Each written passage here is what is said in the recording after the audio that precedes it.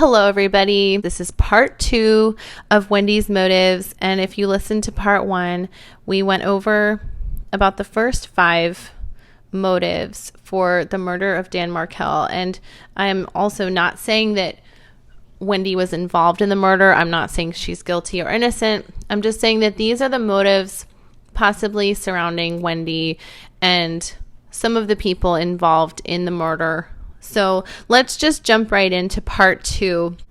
And all of these motives, my sources are from Wendi's divorce deposition, her trial deposition from the Katherine Magbanua and Sigfredo Garcia trial, and also her book, This Is Our Story. So the first motive that I'm going to jump into today is that Wendi was afraid that Dan would take the kids to Canada or New York City. And it's in the divorce deposition on Mentour Lawyer's channel, the divorce deposition. Wendi talks about that she had the children's passports, and because of Dan Markel's, I believe, dual citizenship, he would have to, and the divorce, and because of the divorce, Dan would have had to ask Wendi's permission to take the children's passports or to take them out of the country to visit his family. So this was very contentious. Wendi was very afraid he would take the kids out of the country to his home country of Canada, and I believe it was Toronto. The next thing that Wendi was afraid of, I talk about this in Wendi's Fears, but also a motive to stop Dan from taking Wendi's law license. This was one of the biggest motives of Donna's motives and also Charlie's motives. I believe that this was one of the straws that broke the camel's back. After Danny felt like Wendi had crossed the line and was hiding money and assets from him, taken things from him and family heirlooms like the ring from his great aunt and the tennis racket and all these things, Danny had told people in the FSU community that Wendi was mentally ill and it was stealing money from him. And also the divorce proceedings, Dan Markel had sprinkled in that Wendi was hiding things from him and talking to their friends and family about the divorce. And I believe that that's where those rumors came from.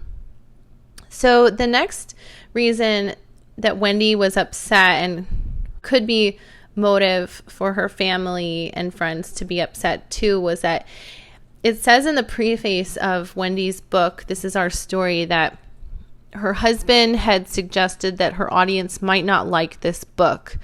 Maybe that it was too dark or not something that he had advised her to write about. And I also think that there were sources saying that Dan didn't actually read Wendi's book or wasn't as excited as she had hoped for her, book signing tours, or didn't read the book, wasn't excited about it. And that probably upset Wendi. And reading this book, Wendi talks about this character in the book. She complains about the gobs of student loans that her husband in this book, this fake character, but that her husband has student loans and they're living in this small town called Hiawassee Springs, and it seems to parallel her life. And if I were Dan, I'd probably be upset as well, reading a book about an unhappy wife who seemed unhappy in her marriage and seemed to parallel their life, when maybe Dan did have student loans and maybe Wendi was upset about it. That's something I'm not sure any of us will ever know the truth about their financial situation. Other things that Wendi has complained about in the divorce deposition was she didn't like how he latched the kids into the car seats or threw them into the swimming lessons or pushed them too hard with swimming lessons.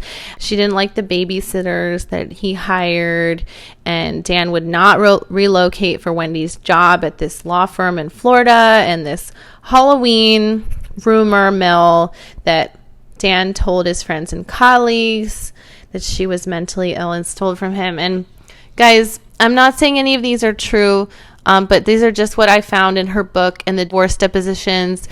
Please write your comments below if you think that I missed any or have any comments about this. And thank you so much for watching part 2 of Wendy's motives, and more videos to come. I'll be doing some, instead of Katherine's trial Q&As, I'm going to be doing Katherine's trial updates. So stay tuned for those. And everyone, have a wonderful holiday season and a wonderful day.